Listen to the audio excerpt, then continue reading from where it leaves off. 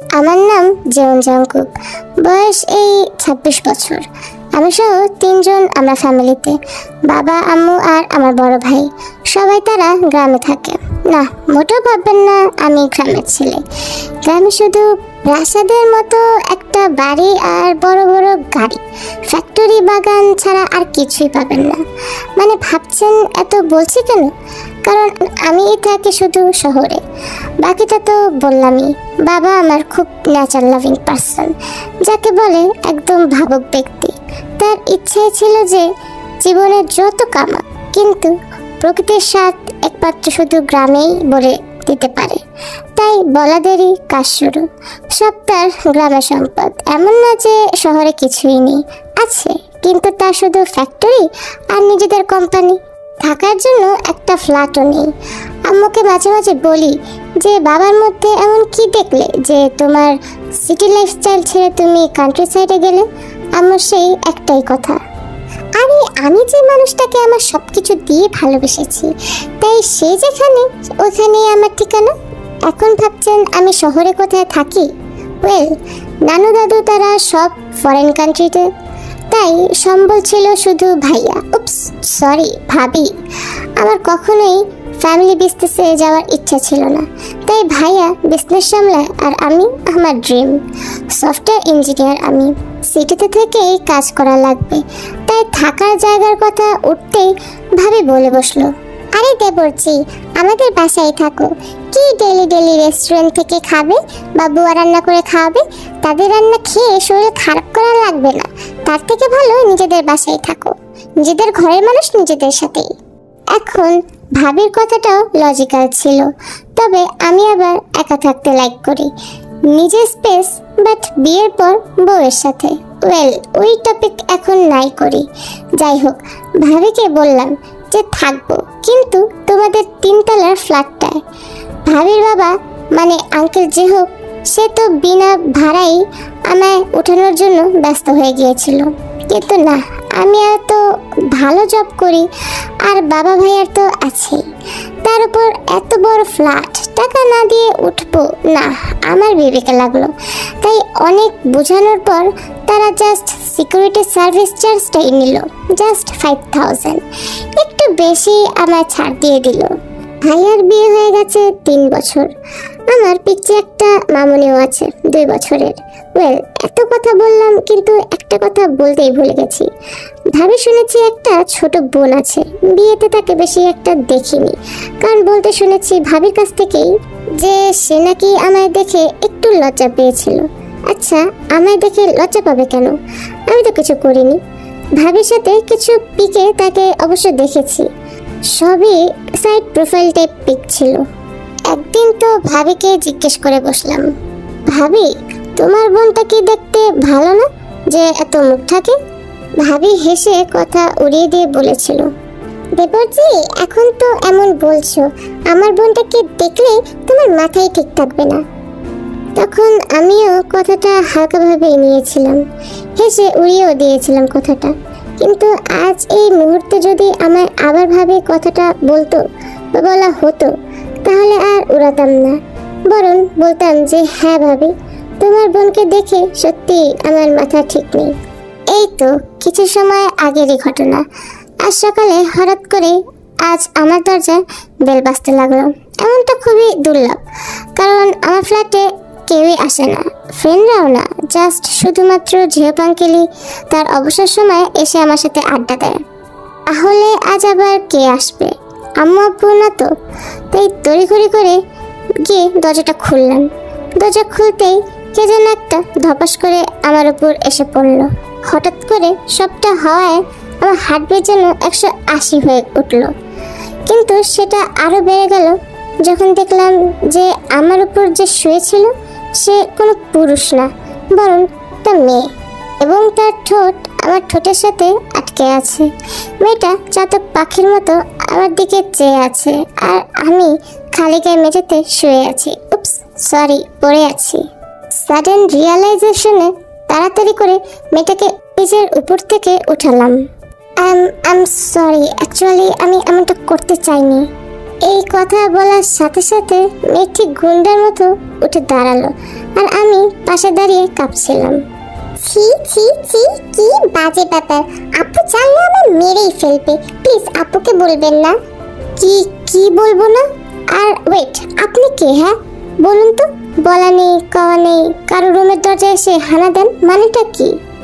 Sorry, আসলে আমি ভেবেছিলাম আপনি ঘুমাচ্ছেন আর আসতে একটু সময় লাগবে, তাই ভাবলাম একটু চিল করে হেলান দিয়ে দাঁড়াই। কিন্তু এই যে হেলান আমাকে কেরানি খাওয়াবে, আমি কি তা জানতাম? ওকে, আমি বুঝলাম যে আপনি চিল করে দাঁড়িয়েছিলেন, কিন্তু আসলে আপনি কে বলুন তো? আর বড় কথা হলো, একজন ব্যাচেলারের রুমের সামনে আপনি কি করছেন? Wait mister, first of all এটা কোনো ব্যাচেলারের বাসা ছিল না, আপনি এখানে নিজে ব্যাচেলার হয়ে বসে আছেন। আর সেকেন্ড কথা, আমি এখানে কেন এসেছি? ওয়েল, আমি এখানে ভাড়া নিতে এসেছি। হ্যাঁ ভাড়া? কিসের ভাড়া? ও মা, ঠিক আছে বুঝলাম যে বাসা ভাড়া দিয়ে থাকছেন না, কিন্তু সার্ভিস চার্জটা তো দেবেন। বুঝলাম, কিন্তু আপনি ঠিক কে? আর আপনি সার্ভিস চার্জ চাইতে এসেছেন কেন? আমি আপুর বোন, আমি তে। আমার নিজের কানে আমার কেন যেন সায় দিচ্ছিল না। আমি কি আসলে সত্যি শুনলাম? এ আমার সামনে যে দাঁড়িয়ে আছে সে আর কেউ না, বরং জেহব আঙ্কেলের তে পাখি। আর জিমিনাপুর তেমনি, মানে আমার সামনে যে পরীর মতো একটা মেয়ে দাঁড়িয়ে আছে সে আর কেউ না, বরং তে। আঙ্কেল কোথায়? বাবা বাইরে গেছেন কয়েকদিনের জন্য, তাই আমি ভাড়া তুলছি। কিন্তু আজ তো মাসের প্রথম দিন, আর আমি তো আগের মাসে সার্ভিস চার্জ আঙ্কেলের কাছে দিয়ে দিয়েছি। তো তুমি এখানে কি করছো? দেখলাম আমার কথা শোনার সাথে সাথেই তের মুখটা কেমন লাল হয়ে গেল। বুঝতে পারলাম না রাগে লাল হলো নাকি লজ্জায় লাল হলো, তাই একটু জিজ্ঞাসাই করে বসলাম। টাকাটা অ্যাকচুয়ালি কিসের জন্য লাগবে? বললে আমার টাকাটা দেবেন তো? এক শর্তে, যদি তুমি সত্যি কথাটা বলো। অ্যাকচুয়ালি আমার এক ফ্রেন্ডের পার্টি ছিল, বাবাকে বলে দিয়েছিলাম যে টাকাটা রেখে যেতে, কিন্তু আমার মনে হয় না বাবা রেখে গিয়েছে, তাই আর কারোর কাছে কিছু না পেয়ে আপনার কাছে এসেছে। আচ্ছা এখানে ওয়েট করো, আমি টাকা আনছি। টাকাটা পাওয়ার পর মুখে কি হাসি, তা শুধু দেখারই বিষয়। জানলে তো আগে দিয়ে দিতাম টাকা, তবে একটু আগে বললে 5,000-এর বদলে আর একটু বেশি দিতাম, যদি এমন হাসি বারে বারে দেখতে পাই। টাকাটা নিয়ে তে ওখান থেকে চলে গেল, তবে যাওয়ার সময় কেন জানি না একটু মুচকি হাসি দিয়ে গেল। আমি ভিতরে ওয়াশরুমে গিয়ে আয়নার সামনে দাঁড়ালাম, ঠিক তখনই দেখলাম আমি মেয়ে হয়ে গেছি। উপস, সরি। ঠোঁটটা পুরো লাল হয়ে গেছে আমার। বুঝেছি, তেল লিপস্টিকে হয়তো। আমি হাত দিয়ে মুছতে গিয়েও কেন জানি না থেমে গেলাম। আবার সবটা মনে করলাম, এই প্রথম কোনো মেয়ের এত কাছাকাছি এসেছিলাম, আর মেয়েটি যার কেউ না বরং তে। আর যখনও আমার সামনে দাঁড়িয়ে কথাগুলো বলছিল, ওর ঠোঁট কেমন যেন কাঁপছিল থরথর করে, যেন শীত নেমে এসেছে। আর তের যাওয়ার সময় হাসলোটা কেন কি জানি বাপু, তবে আমার মুখে হাসি আর বেশিক্ষণ থাকলো না, কারণ 1 সপ্তাহের আগের কথা মনে পড়তেই মুখটা আমার কেমন যেন কালো হয়ে গেল। ইস, ওই দিন যদি জানতাম যে আমার বিয়ে আসলে তে মনির সাথে, মানে আপুর তেমনি আর জেহব আঙ্কেলের তে পাখি, আমার তে ওর সাথে ঠিক হয়েছিল, তাহলে আমি ওইভাবে আম্মুকে বড় গলায় না বলতাম না। আর জেহব আঙ্কেল তো ইস, মনে করলেও এখন আমার মাথা কেমন যেন শটশট করছে। না না না, এখন আর অতীত মনে করে কোনো লাভ নেই। চটজলদি আম্মুকে বলতে হবে যে আমি এতদিন অন্ধ ছিলাম মা, আর আজকে তের সুগন্ধে তোমার কাছে ফিরে এসেছি। তুমি এখন আমার এই রিকোয়েস্টটা প্লিজ জেহব আঙ্কেলের কাছে আবার বলো। আমি জানি আঙ্কেল আমার না করবে না, after all I am his চেকে, ইউ নো মা। ওরে আমার বাবা আসছে আমার কাছে রিকোয়েস্ট নিয়ে। কেন রে বাপ, তোমায় যখন আমি বলেছিলাম যে তেমনিকে বিয়ে করো, কই তখন তো তোমার মাথায় না মামনি না, সাইড প্রোফাইলের মেয়েকে আমি বিয়ে করব না। Side profile? হ্যাঁ, তোমার এই বয়সে তোমার ভাইয়ের তখন বিয়ে হয়ে গিয়েছিল, আর এখন তার 2 বছরের সুন্দর একটা সোনামণি আছে, তাই তুমি আমাকে কবে টুনটুনি অফার করবে? ইস আম্মু, তুমিও গ্রামে থাকতে থাকতে তুমি কি কথা শিখে গেছো। আমি মানছি আমার ভুল হয়েছে, এখন আমি ভুল শুধরাতে চাই। আম্মু প্লিজ জিহব আঙ্কেলের সাথে একটু কথাটা বলো না। বুঝলাম তো সবটাই জিমিনের বাবা। জাঙ্কুক ভালো ছেলে, এটা আমরা সবাই জানি। আর ওই বাড়িতে জিমিনও আছে, দুই বোন একসাথে থাকবে, তাতে তো আরো ভালো হবে। আর ভাই ভাবি সুগা এদের তো কথাই নেই। কিন্তু আমার প্রশ্ন হলো যে আগেও তো ভাবি আর জিমিন তের কথা বলেছিল জাঙ্কুক বাবার কাছে, কিন্তু জাঙ্কুক তো ওই সময় না বলেছিল, তাহলে এখন কেন রাজি হয়ে গেল? আরে গিন্নি, কোনোদিন কি শুনেছো যে পাত্রপাত্রীর চেহারা না দেখে প্রেমে পড়ে? আরে তোমার মেয়ে জিমিনের সাথে যত পিকচার তুলেছে তা সব মুখ থেকে তুলেছে আর নিজের কাছে ভালোগুলা রেখেছে। এখন তুমি বলো, জাঙ্কুক না করবে তো আর কে কি না করবে? তোমার কথায় যুক্তি আছে। তা থেকে চল কে বলে আসি, না হলে মেয়েটা তো আবার পরে রাগ করে মুখ ফুলিয়ে বসে থাকবে। ওর চিন্তা করো না তুমি, জিমিন মা আমাদের তে পাখিকে অলরেডি সব বলে দিয়েছে যে দেখো। তা আমার বোন এখন আমার সাথেই থাকবে। ইস, শুনতে কতটা মজা লাগছে, দুই বোন একসাথে থাকবো রে তে। আপু মজা নিস না। আচ্ছা যা নিলাম না, তবে একটা কথা বলতো, জাঙ্কুক তোকে দেখলো কিভাবে? তে কিছু না বলায় জিমিন একটু গরম কণ্ঠে বলল, তে এখন কি তুই আপুর কাছ থেকে লুকাবি? না আপু, আসলে ভাড়া নিতে গিয়েছিলাম। ভাড়া? কিসের ভাড়া? ও এক সেকেন্ড, তুই সার্ভিস চার্জের কথা বলছিস? কিন্তু মাসের প্রথমে তো এখনো শেষ হয়নি। এই তে সত্যি সত্যি বল তো, তুই কি করেছিস? এমন না যে তোর টাকা লাগবে, তোকে বাবা দেয়, সুগা দেয়, আর তোর তো নিজের টিউশনের টাকাই আছে। তাহলে কি করতে গিয়েছিলি সঠিক করে আমায় বলতো। এত শুনতে ইচ্ছে করে? তাহলে শোন, তোর দেবরকে দেখতে গিয়েছিলাম। যে বেটা নিজে কত সুন্দর যে আমায় রিজেক্ট করে। নাও হ্যাপি? তা কেমন লাগলো আমার দেবরকে? তে কিছু না বলে ফোনটা কেটে দিল। কি বলবো আর তোকে আপু, যে এফএফ এর মাফিয়া হ্যান্ডসামের মতো লাগে, তাহলে আবার বলবি যে ওটা আবার কি? তার থেকে ভালো তোর এত জানা লাগবে না, আমি জানলেই হবে। বাড়িতে এত শোরগোল, বাড়ি সাজানো দেখে মনে হচ্ছে যে আজ যেন আমার বিয়ে। অবশ্য আজ বিয়ে হলে খারাপও হয় না, কেননা শীত এসে পড়েছে, তাই কোলবালিশের জায়গায় বউকে নিয়ে ঘুমালে মন্দ হয় না। আমরা তেদের বাড়ির ড্রয়িং রুমে বসে আছি, ভাবিতের রুমে থেকে তেকে রেডি করছে। ভাবিরও হয়েছে জ্বালা, দুই দিক থেকে সম্পর্ক আটকানো। একদিকে একমাত্র দেবরের বিয়ে, তো অন্যদিকে একমাত্র ছোট বোনের, তাই আর কি করার, মিলিয়ে কাজ করতে হচ্ছে। ও শেষমেশ তুই আমার শালিকাকে পটিয়ে ফেললি, কিন্তু মনে রাখ শালিকা আমার খুবই আদরের, যত্ন না রাখলে তোর একদিন কি আমার একদিন। ভাইয়া তুমি এমন ভাবে বলছো যে আমি তোমার কেউই না। আর পটলো কবে তোমার শালি? আজ তো পটাবো। দুজনের কথার মাঝে ভাবিকে দেখলাম তেকে নিয়ে নিচে নামলো। আর আমার পরিটাকে যে কেমন লাগছে তা মুখের ভাষায় কেন, কবির বর্ণনা যে মিটবে না। আল্লাহ তাকে বানিয়েছে এমন করে। আমার দিকে তের চোখ পড়তে আমি একটা মুচকি হাসি দিলাম। এদিকে আসো মা। আম্মুর কথা মতো তে আম্মুর কাছে গিয়ে বসলো। আম্মু একটা সোনার আংটি পরিয়ে দিল তেকে। ইস, হাত দুটো পুরো একদম ইয়ংমিনের হাতের মতো লাগছে, খুব ছোট ছোট। ইস, আমার বউটাও না দেখি কিছু খায় না।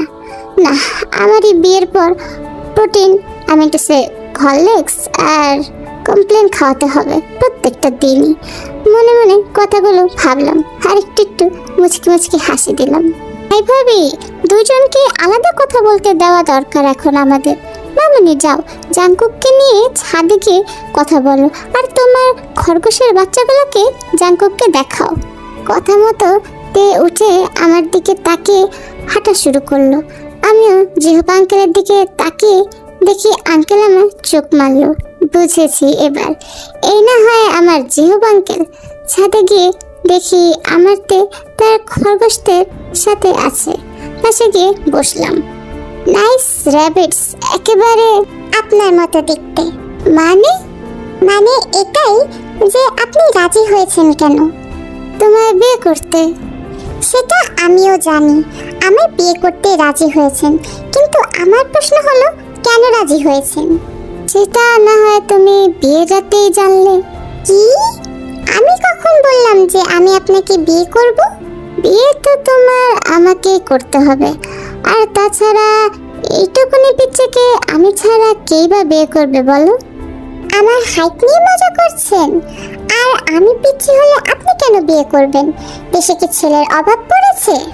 অ্যাকচুয়ালি বিয়ের 1-2 দিন পর তো আমাদের বাবুকে আমার সামলাতে হবে, তো ভাবলাম এর আগে বাবুর মাকেই সামলাই, দেখি কেমন হয়।